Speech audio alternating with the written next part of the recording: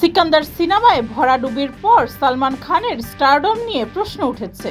লাগাতার ব্যর্থতায় বলিউড ভাইজানকে কম কটাক্ষের শিকার হতে হচ্ছে না। কেন আর আগের মতো ব্যবসা দিতে পারছেন না বলিউড ভাইজান সালমান খান? এমন আলোচনার মাঝেই ভাইরাল সালমানকে নিয়ে কারিনা কাপুরের বিস্ফোরক মন্তব্য।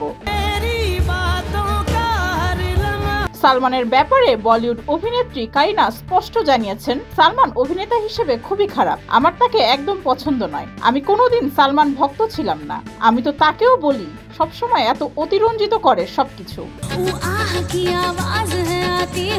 ক্যারিয়ারের বিভিন্ন সময় বলিউডের সালমান, শাহরুখ, আমির খানের সঙ্গে জুটি বেঁধেছেন কারিনা। খান সাম্রাজ্যের মধ্যে সালমানের সঙ্গে সব থেকে বেশি জুটি বেঁধেছেন কারিনা। বডিগার্ড থেকে শুরু, তারপর কিউ কি, ম্যা অর মিসেস খান্নার মতো একাধিক সিনেমার জুটি তারা। তাদের রসায়নও দর্শক মহলে বেশ প্রশংসিত। এরপরও কারিনার ভাষ্য, সালমান খান মোটেই ভালো অভিনেতা নন। এক সাক্ষাৎকারে শাহরুখ খানকে নিয়ে কারিনা বলেন, শাহরুখকে আমি প্রচন্ড ভালোবাসি। ওর ব্যাপারে আমাকে জিজ্ঞেস করো না। ওর ব্যাপারে জিজ্ঞেস করলে ঘন্টার পর ঘন্টা কথা বলে যাব।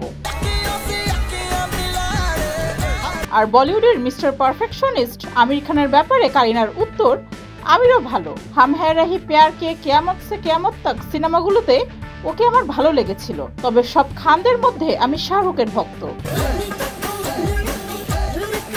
কারিনা কাপুরের সেই অতীত সাক্ষাৎকার বর্তমানে আবারও সামাজিক যোগাযোগ মাধ্যমে ভাইরাল হয়েছে। এ নিয়ে বর্তমানে নেট পাড়ায় আবারও হইচই শুরু হয়েছে। ডেস্ক রিপোর্ট, যুগের চিন্তা।